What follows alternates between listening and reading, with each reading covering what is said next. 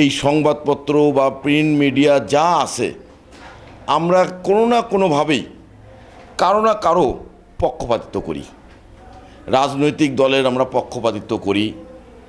এই রাজনৈতিক দল বা সরকারের ভুল ত্রুটি নিঃসংকোচে যদি আমরা প্রকাশ করতে পারতাম, তাহলে এই রাষ্ট্রে আমরা অনেকেই, আমরা যারা রাজনীতি, সমাজনীতি, চাকরি, প্রতিটি ক্ষেত্রে যেভাবে আমরা জড়িত রয়েছি, আমরা সেখান থেকে কিন্তু পিছিয়ে আসতে পারতাম। খবরের কাগজ, দৈনিক পত্রিকাটি আরও এগিয়ে যাক, এই পত্রিকার উত্তরোত্তর সাফল্য কামনা করি।